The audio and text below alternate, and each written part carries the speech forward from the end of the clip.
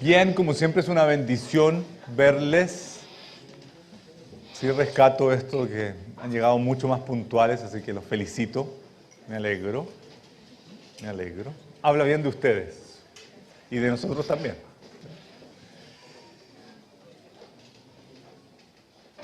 ¿Qué es para ti la palabra alivio? Algunos suspiran incluso, ¿sí? Es como un por fin, ¿sí? Por fin. Yo te hago una pregunta. ¿Deseas el alivio? ¿Sí? ¿Estás expectante por el alivio? Porque muchas veces nuestra angustia viene precisamente de aquello, como el alivio que no llega, ese por fin, ese realmente decir, ahora puedo descansar, ¿sí? Ahora puedo estar en paz, ahora puedo estar en tranquilidad. Todos tenemos un ideario de qué es el alivio. Voy a encontrar alivio cuando, voy a encontrar alivio si es que voy a encontrar alivio en tal o cual circunstancia, voy a encontrar alivio cuando pueda hacer tal o cual cosa, voy a encontrar alivio. Y esto que está tan en nuestro interior arraigado, en vez de generarnos alivio, nos produce más angustia. Porque la propia Escritura dice que la esperanza que nos llega es tormento al corazón. Entonces, lo que llamamos alivio, lo que deseamos que sea un alivio, muchas veces termina siendo más angustioso, porque uno dice, como dice la canción, ¿cuándo vendrás? Y uno termina preguntándose eso, ¿cuándo voy a poder experimentar ese alivio? Pero antes de centrarnos tanto en esta realidad, yo quisiera enfocarnos en otra cosa. De por qué no experimento el alivio. ¿Por qué el alivio nunca llega? Y quiero que vayamos a Isaías, capítulo 1. Y en esta oportunidad yo voy a tomar la nueva traducción viviente, pero no quiero que se pierdan en sus versiones de la Biblia, la que tengas a mano, del contexto del pasaje. Y vamos a leer desde los versículos 2 en adelante hasta el versículo 6. Isaías capítulo 1. Isaías capítulo 1.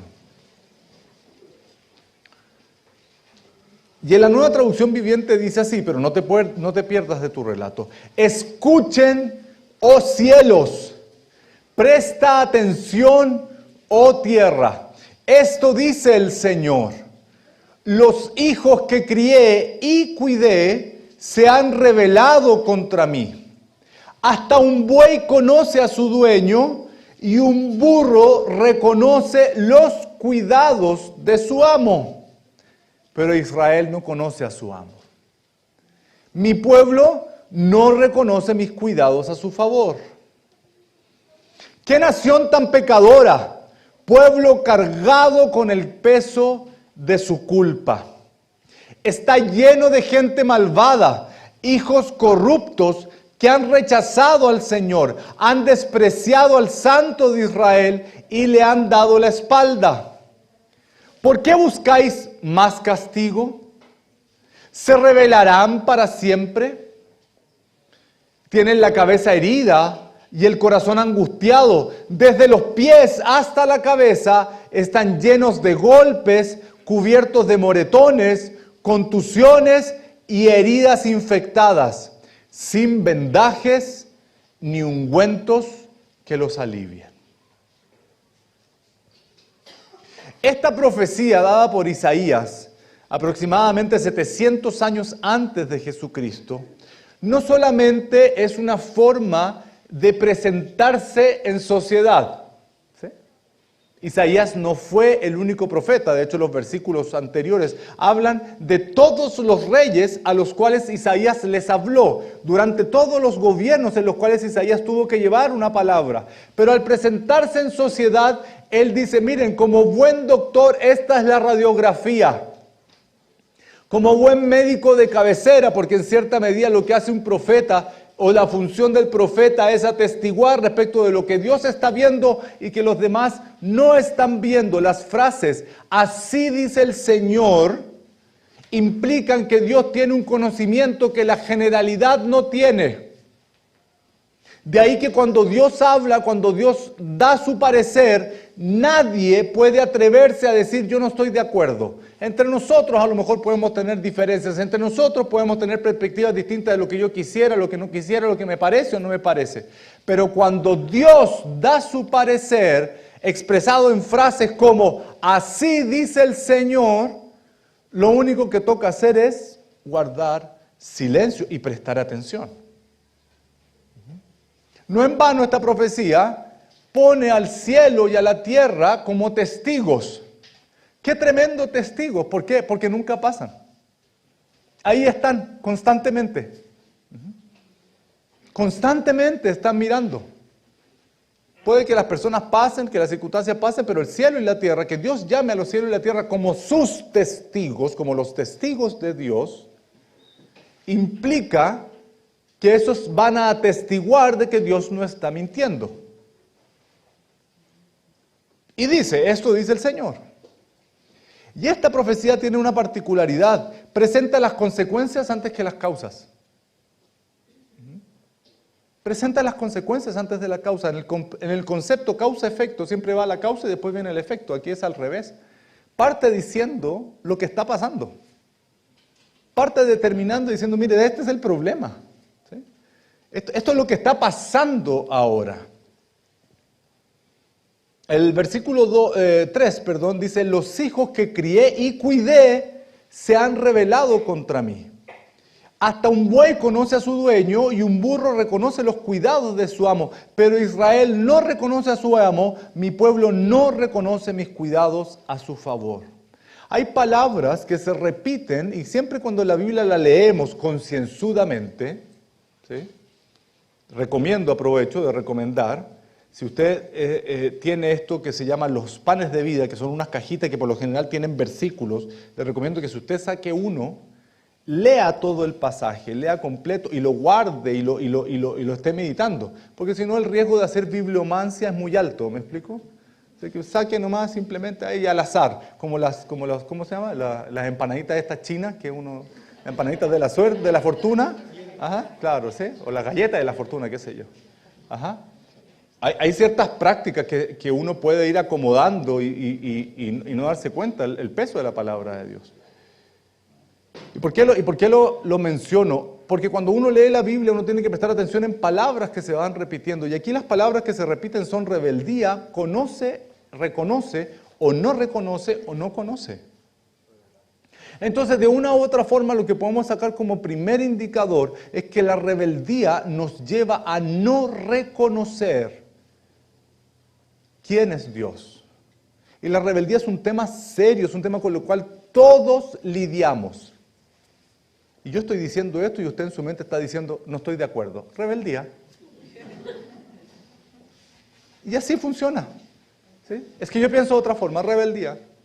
Quiere decir, Andrés, que todo lo que yo no esté de acuerdo contigo, entonces es rebeldía.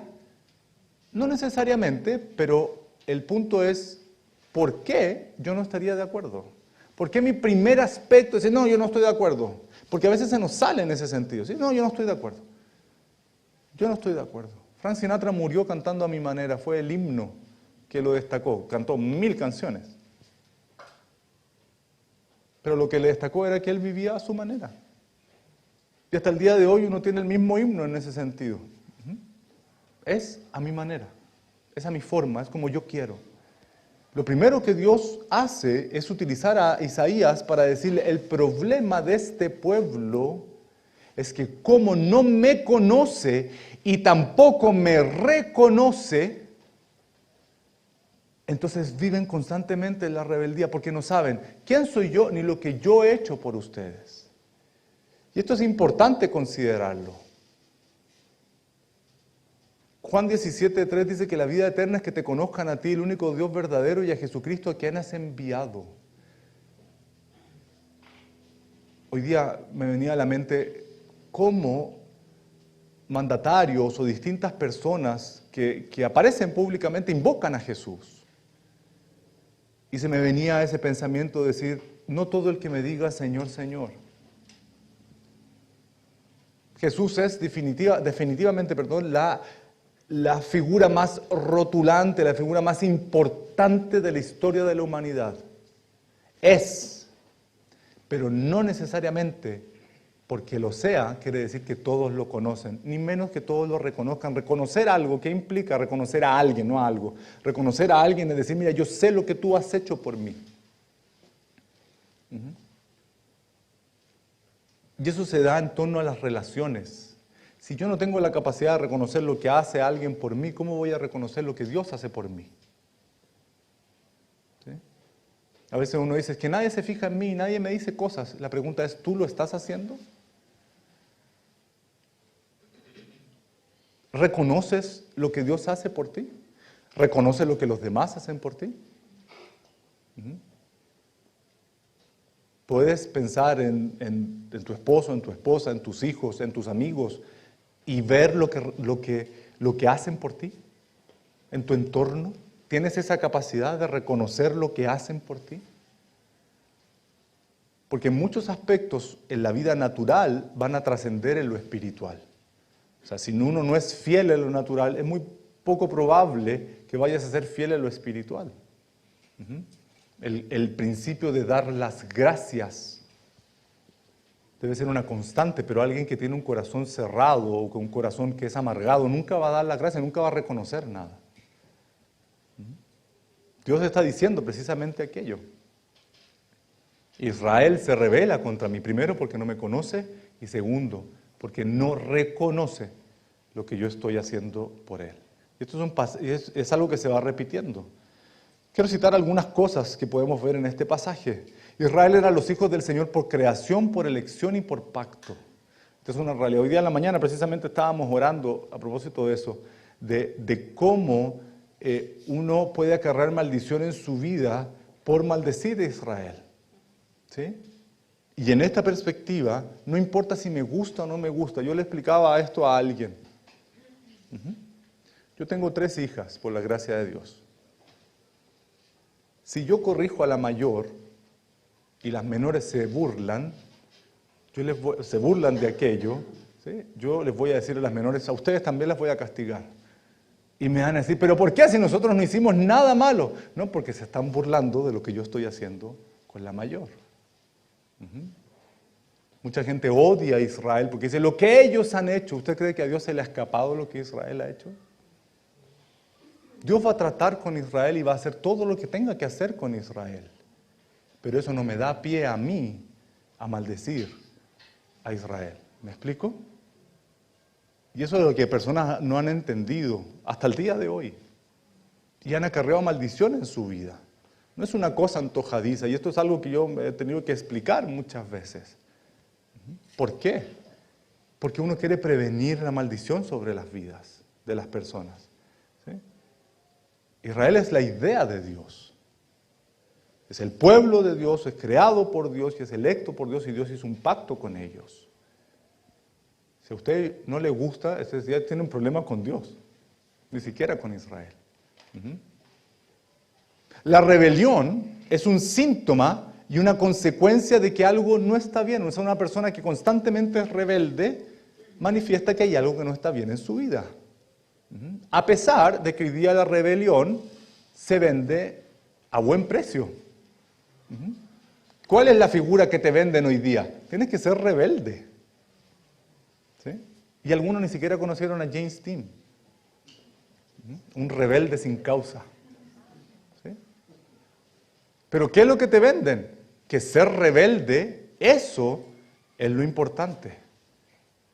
Pero muy por el contrario, la rebelión lo único que manifiesta es que hay algo que no está bien en nosotros. Cada vez que se predicaba la palabra de Dios en Israel, esto empeoraba.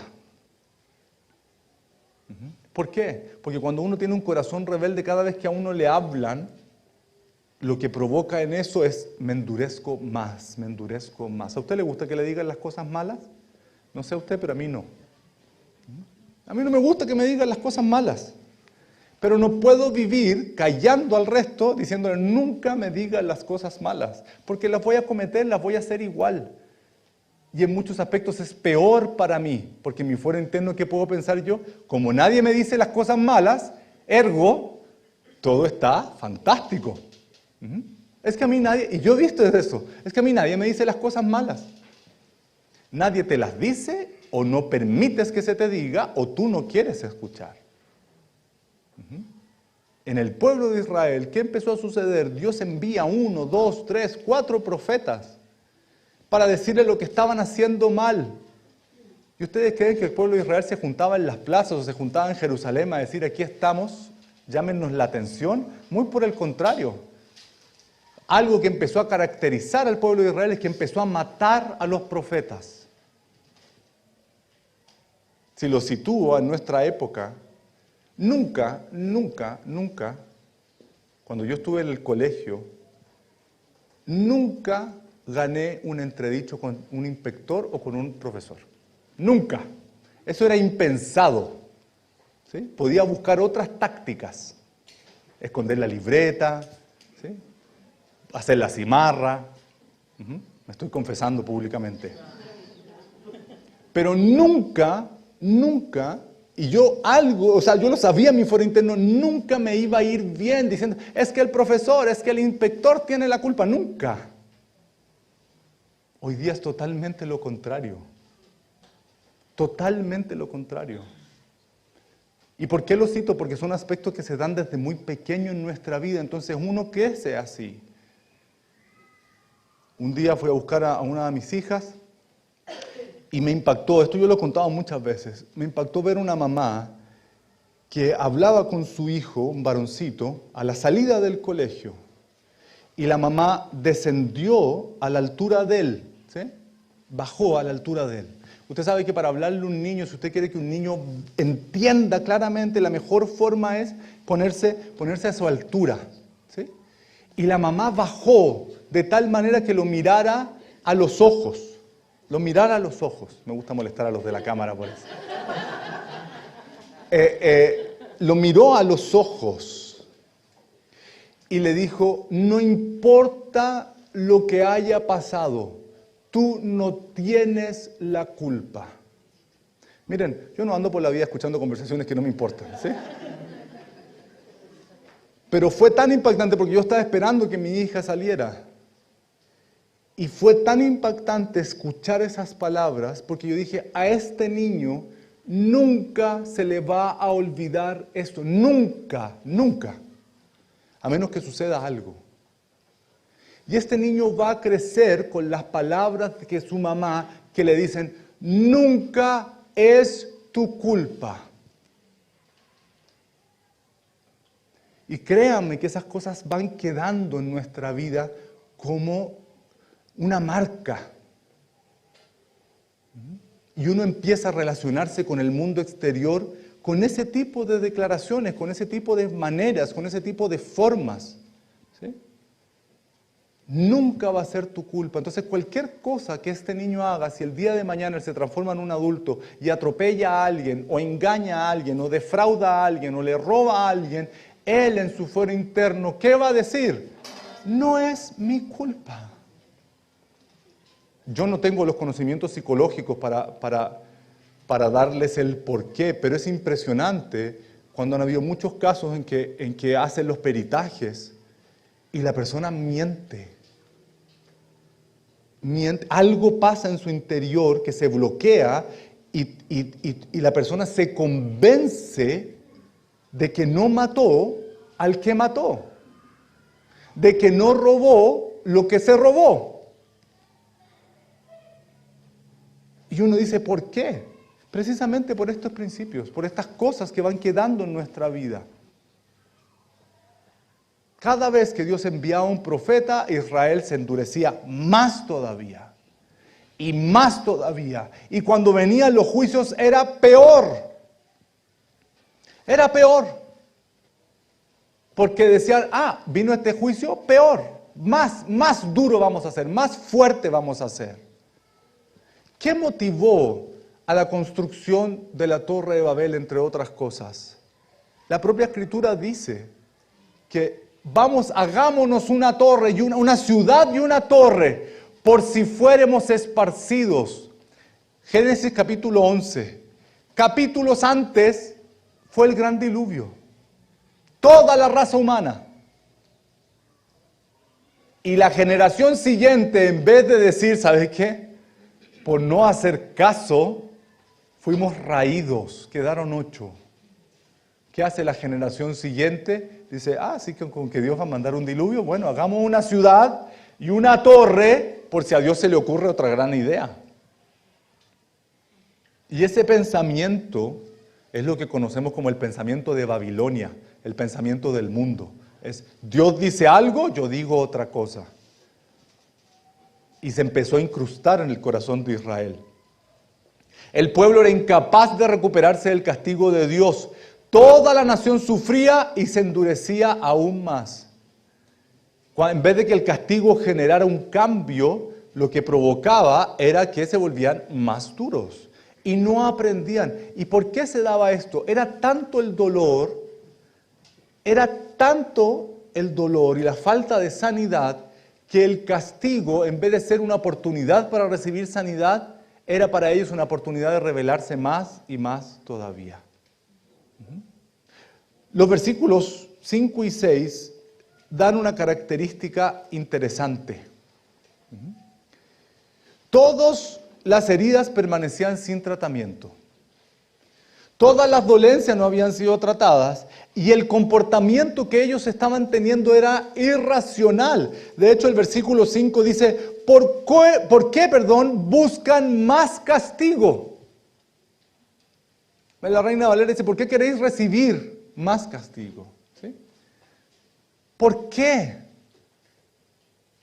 ¿Por qué es irracional lo que estás haciendo? No tiene sentido. ¿Por qué se van a seguir rebelando? Yo quiero llamar tu atención y lo que estoy viendo es que en vez de llamar tu atención te estás alejando cada vez más y más y más y más. Y es tremendamente importante que consideremos cómo es nuestra relación con Dios. ¿Cómo es tu relación con Dios? ¿Cómo Dios te habla? ¿Qué formas usa Dios para hablar a tu vida?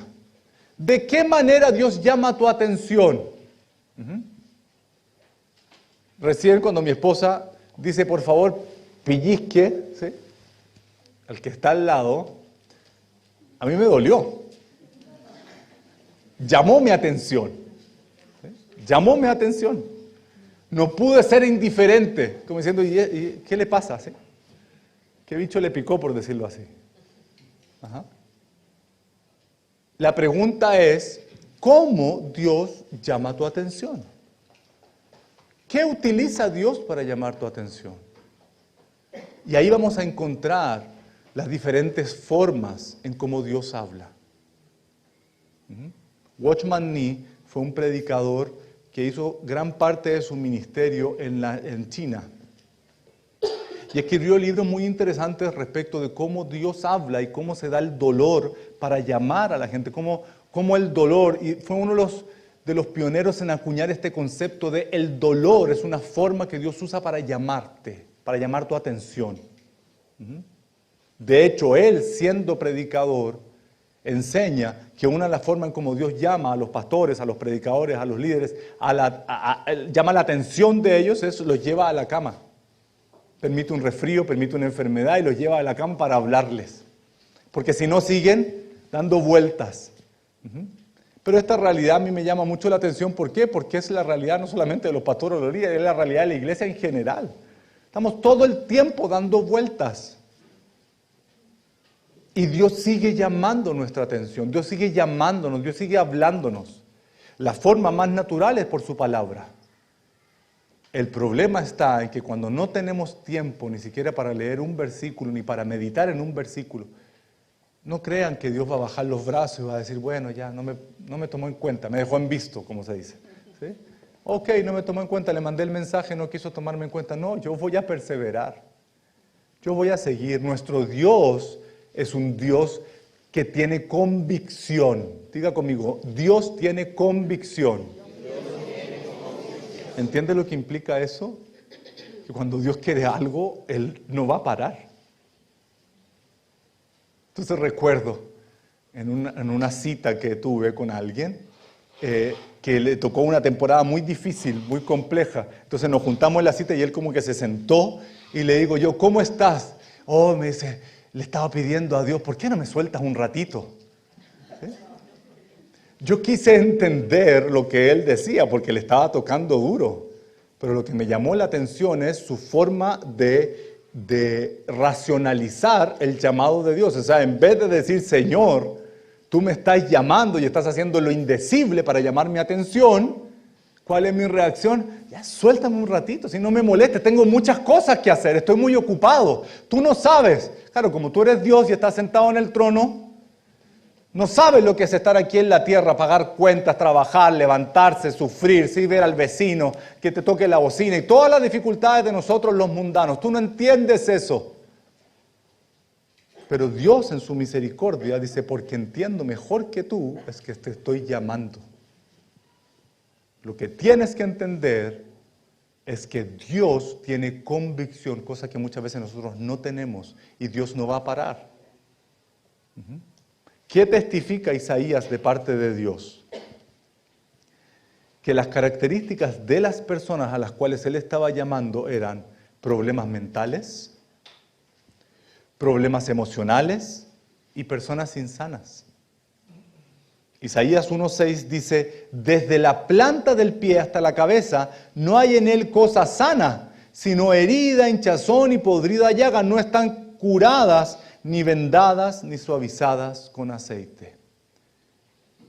Y con esto quiero tocar dos grandes aspectos. En la nueva traducción viviente hablan, dice que están llenos, desde la cabeza hasta los pies, o sea, es completo. El daño en nuestra vida es completo. Hay cosas que tú puedes reparar y pueden estar o funcionar medianamente bien. Los seres humanos somos irreparables. Dile a la persona que está a tu lado, los seres humanos somos irreparables.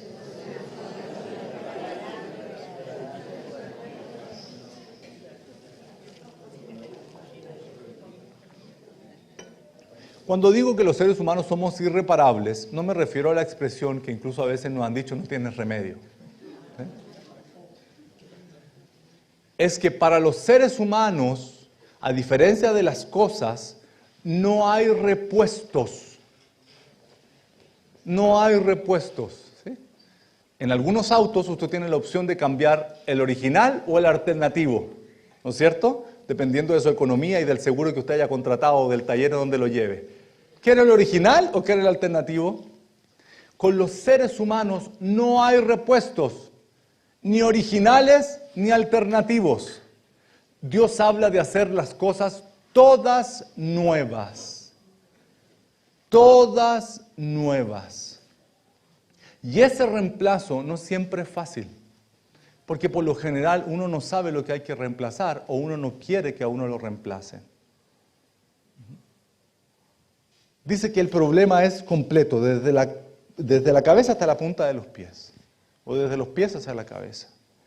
Y menciona la nueva traducción viviente algunas características que me llaman la atención. Dice, hay golpes, están cubiertos de moretones, hay contusiones y hay heridas infectadas. ¿Por qué hago esta distinción? Porque solamente alguien que entiende la diferencia entre una y otras puede saber qué tratamiento requiere cada una. Tú no puedes tratar de la misma forma un golpe que un moretón, que una contusión, que una herida infectada. No puedes hacerlo en el mundo físico, menos puedes hacerlo en el mundo espiritual. ¿Quién es el médico por excelencia? Dios. Él sabe lo que tiene que hacer. El problema es que a veces nosotros queremos reparar algo que no tiene reparación y que necesita una intervención mayor y ni siquiera sabemos cuál es el problema. Dios no solamente tiene la solución, sino que también determina qué es lo que yo necesito. Y no es casualidad que Isaías haya tomado la molestia de hacer la diferencia, porque él pudo haber dicho, mire, todo está enfermo, está todo mal, pero él hace la distinción respecto de qué es qué. En nuestra vida hay golpes que no han sido sanados, físicos y emocionales, hay contusiones, hay cosas en nuestro interior que ya hieden ¿Recuerdan Lázaro? ¿Sí? Marta particularmente, se había opuesto. Dice, Señor, ya está podrido, es de 4 días. Y aquí vemos cómo Dios, en este pasaje en Juan 11, tiene claridad respecto de lo que hay que hacer. Jesús, siendo Dios, dice, tranquilo, ¿no? Abran. Muevan la roca. Muevan la roca. Él va a salir perfumado. Él va a salir nuevo. Nuevo. Es exactamente la misma realidad que tiene que ver con nosotros. ¿Y por qué esto es importante? Porque gran parte del problema de la rebeldía tiene que ver con la falta de sanidad. Y eso no se compra en el supermercado o en la farmacia.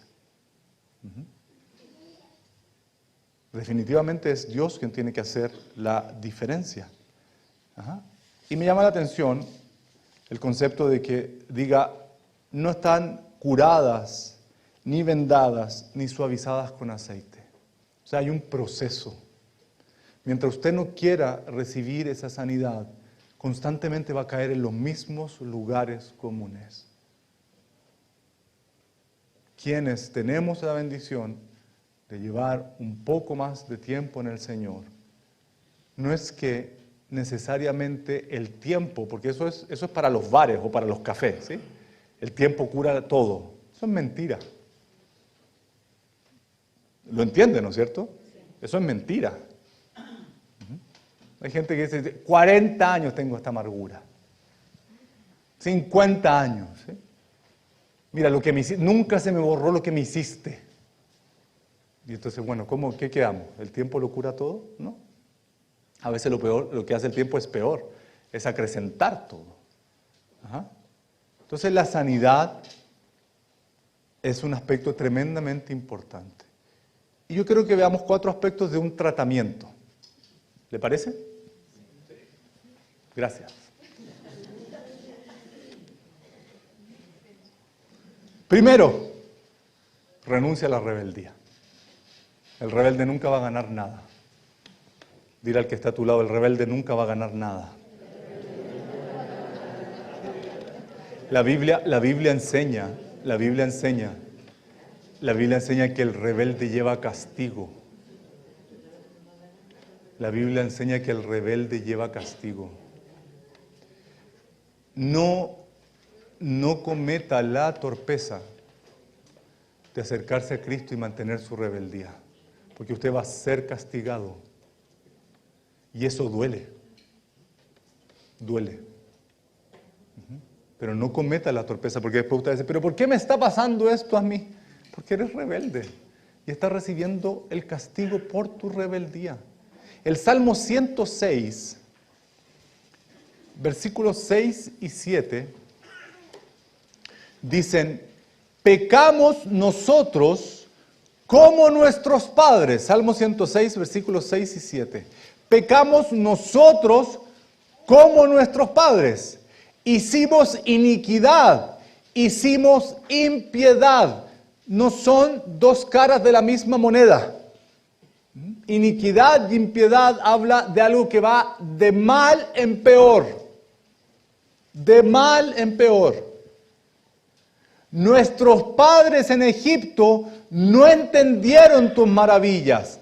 No se acordaron de la muchedumbre de tus misericordias, sino que se rebelaron junto al mar rojo. O sea, inmediatamente de haber sido liberados, ellos operaron rebeldemente. Así lo atestigua este salmo. En el mar rojo, o sea, ahí recién.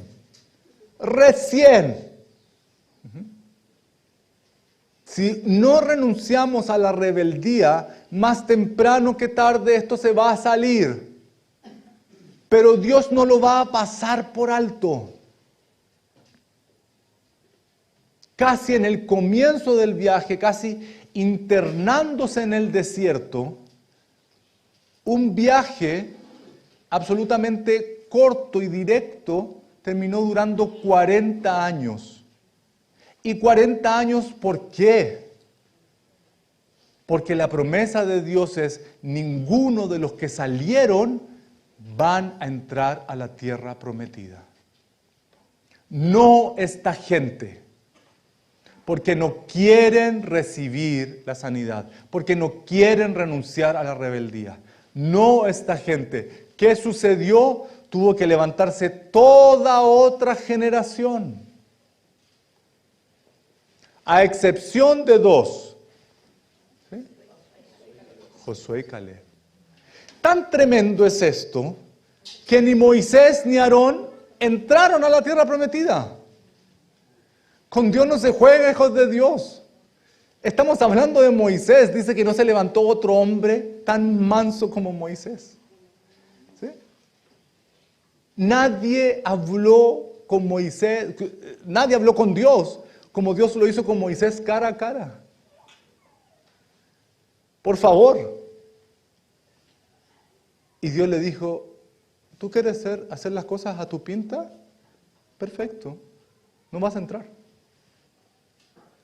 No vas a entrar. No funciona así. La orden es, ordénale a la roca, porque yo me quiero glorificar. No quiero que la gente te vea a ti, que por tu rabia, que por tu enojo, que por tu fuerza. Mira cómo Moisés golpeó la roca y así salió el agua, porque Moisés tiene punch. La orden es, háblale a la roca, ordénale. No lo hiciste así, fuera. No vas a entrar. Y el Nuevo Testamento, no el Antiguo, dice que Jesucristo es el mismo ayer, hoy y por todos los siglos. Por eso cada vez en mi interior me lo guardo, rasgo vestidura cuando algún incrédulo le dice, es que hay un Dios del Antiguo y del Nuevo Testamento. Yo digo, ignorante, Señor, perdónalo. Porque no entiende que Dios es el mismo. ¿O usted cree que va a cambiar a última hora las reglas? Moisés, ¿quieres ser rebelde? Perfecto. No vas a entrar. Lo vas a poder ver, pero no lo vas a poder disfrutar. Y Aarón, menos. Menos. La rebeldía paga caro. Primer aspecto del tratamiento, renuncia a la rebeldía. Segundo, desear la sanidad, quererla. ¿Se imagina alguien va al doctor y el doctor le da todo el cuadro? Le dice, ya mire, tómese esta pastilla o haga esto, otro. No, si en realidad yo venía preguntándome, me voy. Eso no tiene sentido, ¿no es cierto? Entonces, ¿por qué lo hacemos con Dios muchas veces? Señor, yo quiero que me sanes así. Y Dios no hace las cosas así.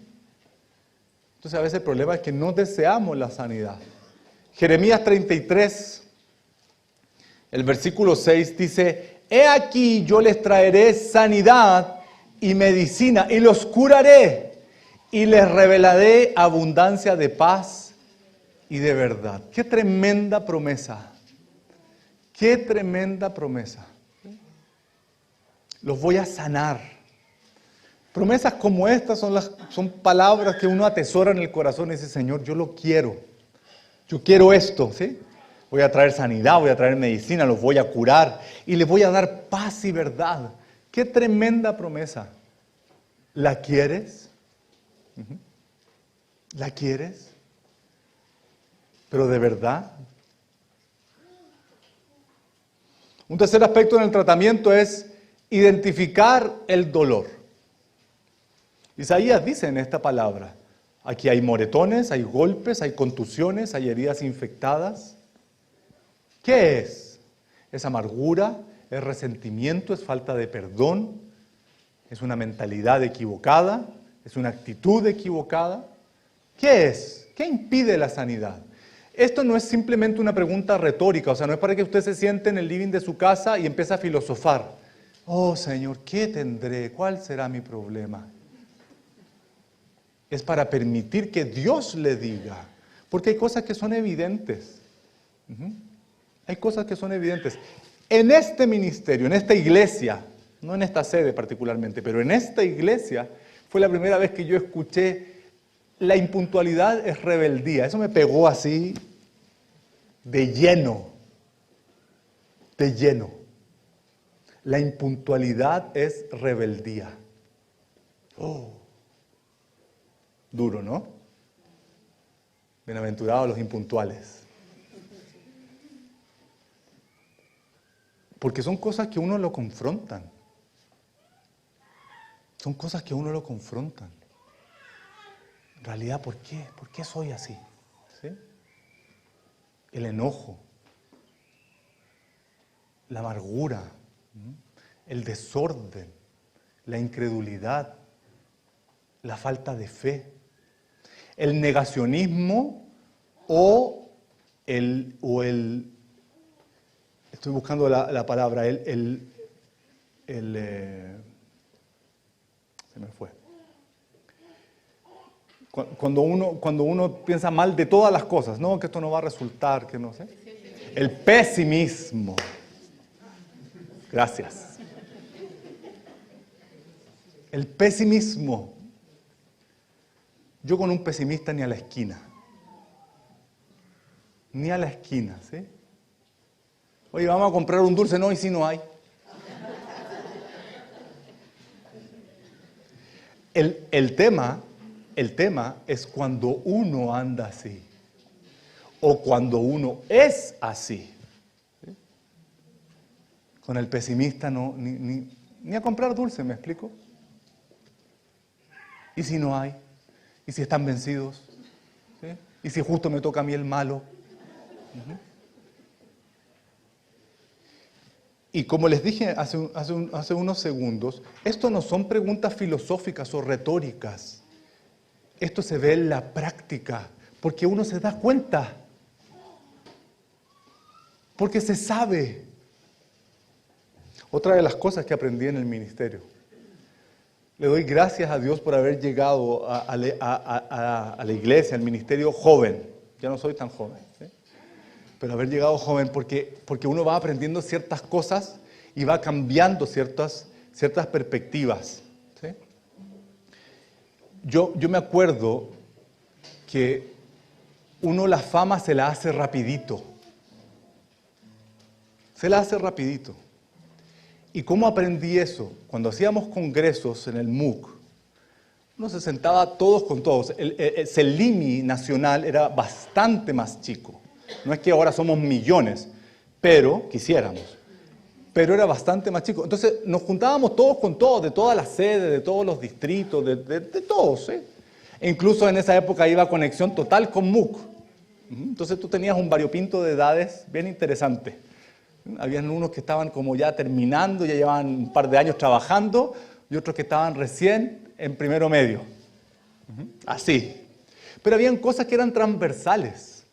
Entonces, como uno se sentaba todos con todos a comer, a desayunar y todo, entonces de repente uno se sentaba y escuchaba a las niñas hablar. Oye, es que fulano me invitó a salir. O fulano me dice que yo soy linda y todo. En el acto, no. Ese le ha dicho lo mismo a todas. Lo que te dijo a ti, eso se lo ha dicho a la de este distrito, a la de este otro distrito, a la de esta célula. Y a mí me empezó a impactar eso. Primero, que las mujeres hablan. Pero lo que más me impactó es que rápidamente sacaban la conclusión. No, dice, no. No le acepten ni un vaso de agua. Porque lo que te está diciendo a ti, eso se lo ha dicho a todas. ¿Quieren que les diga algo? 100% efectividad. 100% de efectividad. Porque después pasaba el tiempo y uno decía, ¿y esta persona por qué? ¿Sí? ¿Por qué no se casa? ¿Por qué no consigue a alguien? ¿Por qué? Tal cual. Desde pequeñito uno empieza a marcar esas pautas. Vuelvo con el concepto, perdonen que sea reiterativo, pero me interesa dejarlo claro. Esto no son preguntas retóricas o filosóficas. Uno va marcando su pauta, uno va marcando el camino. Uno va mostrándole a los demás quién es uno. Para lo malo, pero también para lo bueno. Porque muchos también fuimos redimidos. Entonces, esas mismas mujeres que hablaban mal de uno, después decían, oye, mira, el Andrés Espejo como que ha cambiado. Claro, porque se nota. Por eso lo peor que uno puede hacer es tratar de aislarse y no vivir en comunidad, no vivir en la iglesia. Porque estamos todos en el proceso, eso se nota. Eso se nota. Entonces, esta identificación va por qué cosas, por darse cuenta. Y permitir también que los demás le digan, mira, yo veo que tu problema es este. Yo creo que tienes un tema con este asunto. Resuélvelo. No te enfrasques con las personas. ¿A qué me refiero a enfrascarse? Con decir, me lo está diciendo porque me tiene mala, o porque me tiene envidia, o porque me... No veas a la persona. Toma el consejo, sé sabio, sé sabia. ¿Sí? No es fácil, pero va en tu beneficio. Y un cuarto aspecto y final. Recibir la sanidad. Una cosa es desearla y otra cosa es recibirla. Y vamos a leer Isaías 57. Isaías 57, una tremenda promesa. Pueden tocar si quieren. El versículo 15 en Isaías 57. Dice, porque así dijo el alto y sublime, el que habita la eternidad, y cuyo nombre es el Santo. Yo habito en la altura y la santidad, y con el quebrantado y humilde de espíritu, para hacer vivir el espíritu de los humildes, y para vivificar el corazón de los quebrantados.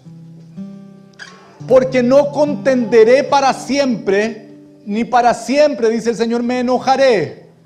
Pues decaería ante mí el espíritu y las almas que yo he creado.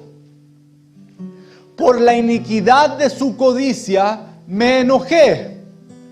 ¿Y qué dice? Y le herí. Escondí mi rostro y me indigné. No dice lo pasé por alto. Le herí, escondí mi rostro y me indigné. Y él siguió rebelde por el camino de su corazón. He visto sus caminos, dice el versículo 18, pero le sanaré. Y le pastorearé. Y le daré consuelo a él y a sus enlutados. Produciré fruto de labios. Paz al que está lejos y al cercano, dijo Jehová, y lo sanaré.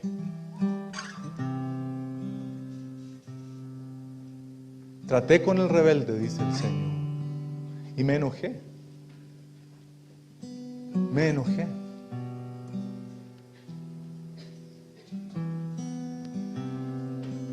E incluso lo herí. Y escondí mi rostro de él. Mire qué tremendo es esto. O sea, él me buscaba, me trataba de echar la culpa, trataba de enojarse conmigo, que es a veces la actitud que uno tiene. Estoy enojado con Dios, estoy enojada con Dios.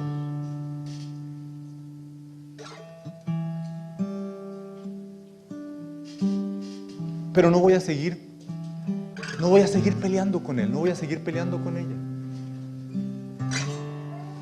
Y esto me conmueve. Versículo 18. He visto sus caminos. O sea, sé que es rebelde. Sé que anda por la vida con un corazón roto, con el corazón doliente. Sé que anda por la vida tratando de salir adelante, a su manera, a su forma. Conozco su dolor, conozco su forma, sus maneras, su lenguaje, su mentalidad. He visto sus caminos, pero le sanaré. pero le sanaré. Y le pastorearé y le daré consuelo a él y a sus enlutados. Vamos a orar en base a esta palabra.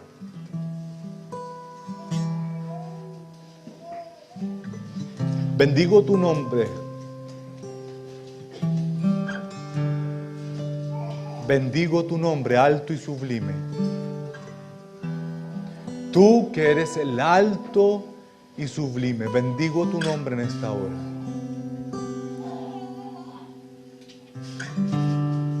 Si me puedo permitir algo delante de ti, Señor,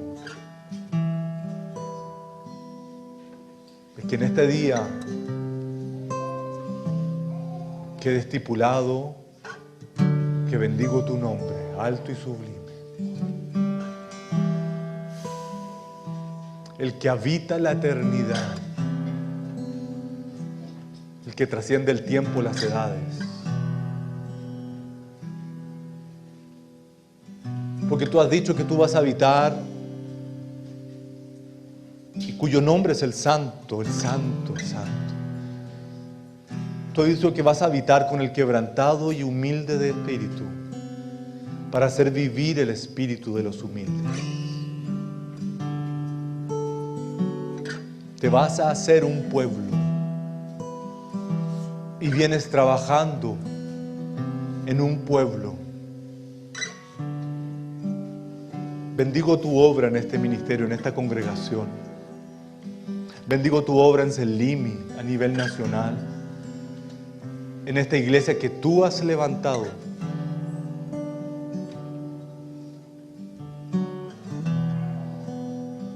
Tú has levantado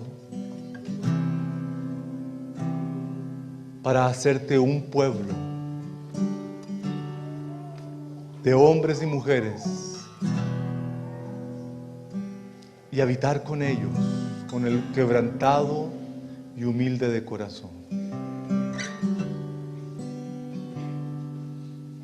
Y así nos has recibido, rebeldes, así nos has recibido, orgullosos, así nos has recibido, dolientes, enfermos, quebrados física, económica, social y emocionalmente.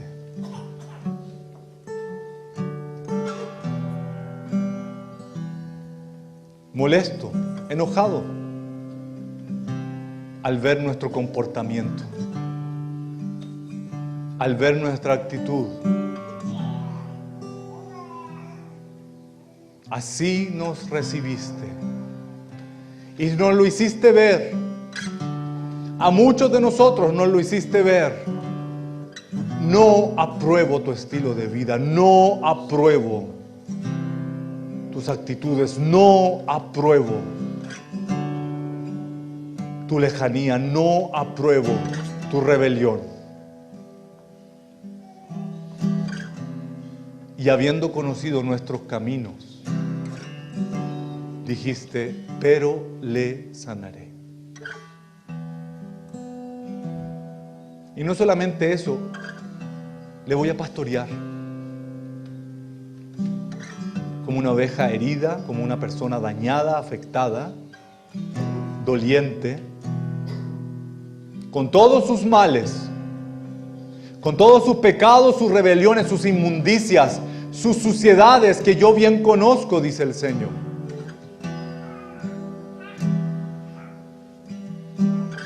Porque no voy a contender, dice esta palabra, para siempre con el hombre. Porque decaería delante de mí todo espíritu y toda alma sería consumida.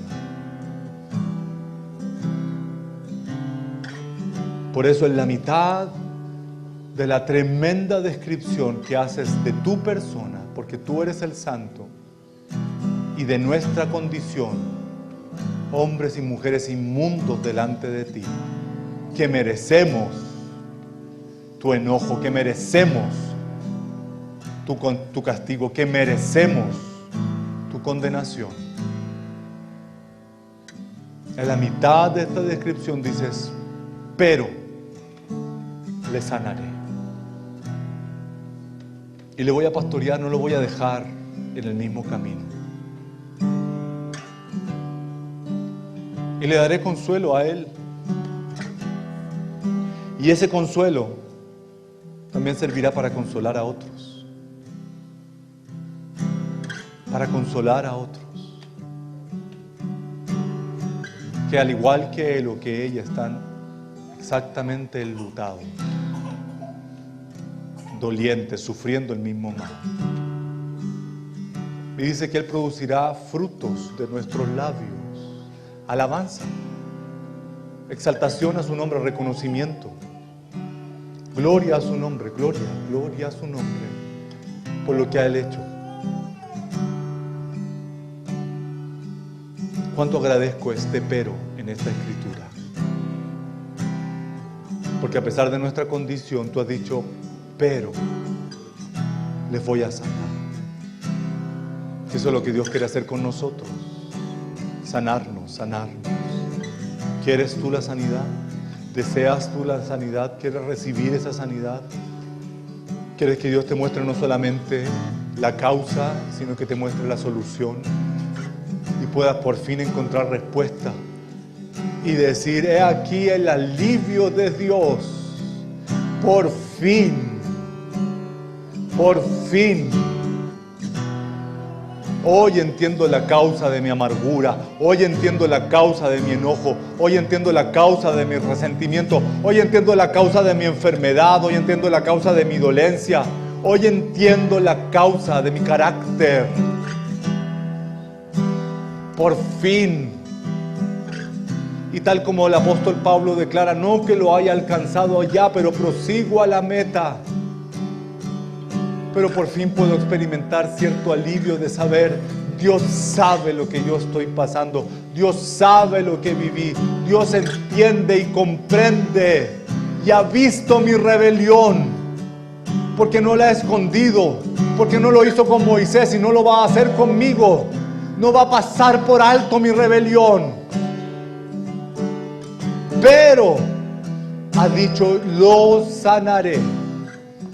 Y no solamente lo voy a sanar, la voy a pastorear, la voy a guiar. Voy a estar ahí pendiente. Y si llega a olvidar de mí, si él o ella se llegan a olvidar de mí, voy a hacer lo indecible para llamar su atención. Porque Dios no quiere que nadie se pierda, sino que todos procedan al arrepentimiento. Produce esos frutos de labios, esa adoración genuina, de exaltación a tu nombre, bendito Dios. Tu gracia, tu favor no merecido, tu bendición.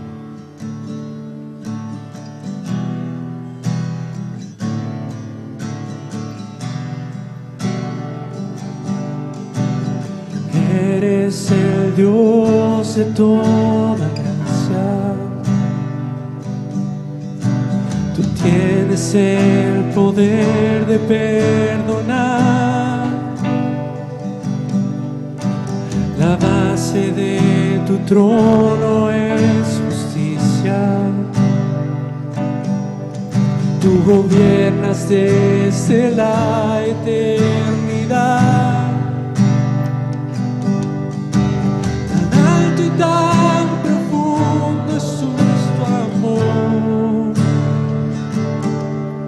El pasado y el futuro están en tus manos. Tu gracia reina en nuestro interior. Y hoy representamos tu nombre aquí, Señor. Aquel que es, que era y siempre será, sea la gloria por la eternidad. Aquel que es, que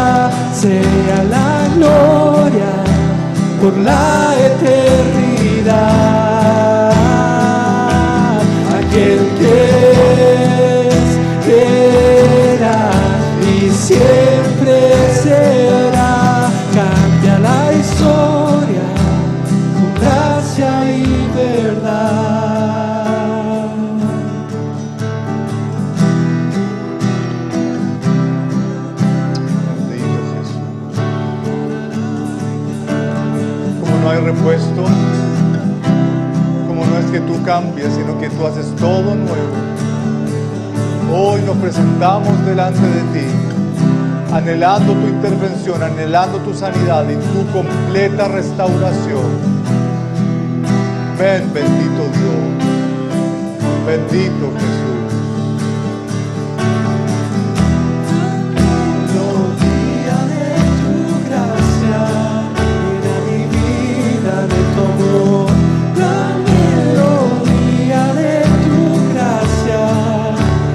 Todo nuevo, la melodía de tu gracia y la vida de tu amor, la melodía de tu gracia hace todo nuevo,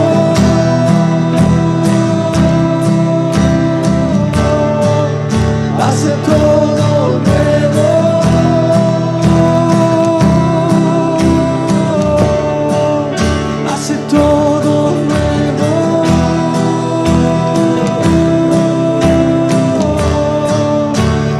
Todo nuevo,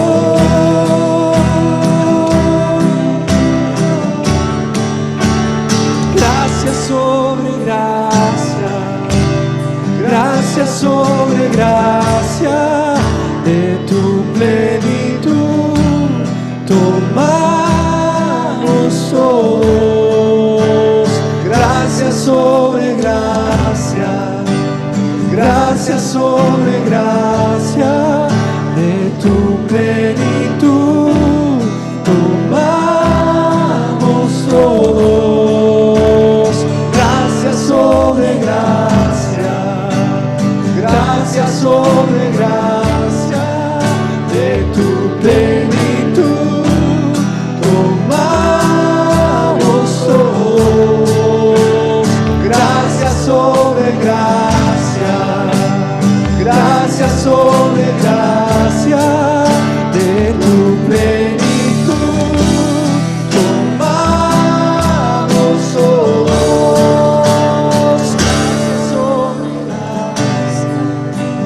Gracias sobre gracia, de tu plenitud tomamos todos. Gracias sobre gracia, gracias sobre gracia, de tu plenitud tomamos todos. Gracias sobre gracia, gracias sobre gracia, de tu plenitud tomamos todos. Gracias sobre gracia, gracias sobre gracia, gracias sobre gracia, gracias sobre gracia, gracias sobre gracia, gracias sobre gracia, gracias sobre gracia, gracias sobre gracia, gracias sobre gracia. Ese favor no merecido, Gracias sobre gracia. ese favor no merecido, esa gracia sobrenatural, ese poder de transformar vidas, vidas quebradas, vidas dañadas, y hacerlas nuevas, porque eres tú el que hace todo nuevo, todo nuevo, todo nuevo.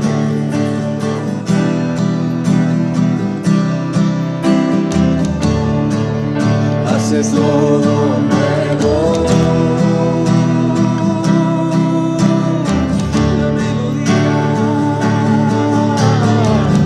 La melodía de tu gracia llena mi vida de amor.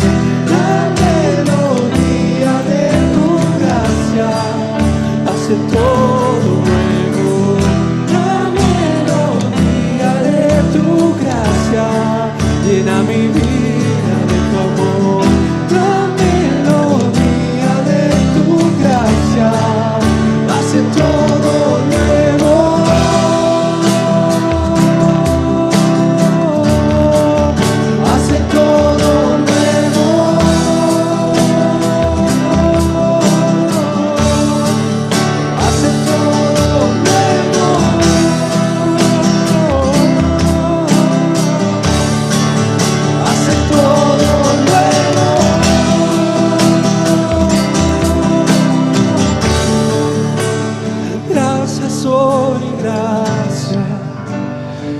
gracia sobre gracia, gracia sobre gracia, gracia sobre gracia, de tu plenitud tomamos todos. Gracia sobre gracia, gracia sobre gracia, de tu plenitud tomamos todos.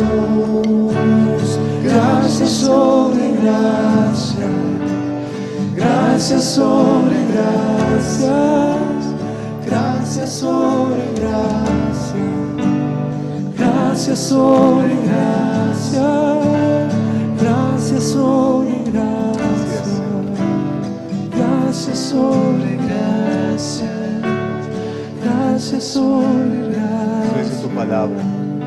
De tu plenitud tomamos todos y gracia sobre gracia. Gracia sobre gracia, Bendita tu obra. gracia sobre Bendita la obra que comenzaste en nosotros, la que llevarás hasta el fin. Porque seremos transformados a tu imagen. Y tú has prometido ser fiel hasta el final. Trabaja en nuestras vidas de tal manera que la rebeldía salga de nosotros y podamos experimentar sanidad. Y con un corazón aliviado podamos decir: por fin entiendo, por fin comprendo, por fin vivo de acuerdo al plan de Dios para mi vida. Hoy te bendecimos en el nombre de Jesús.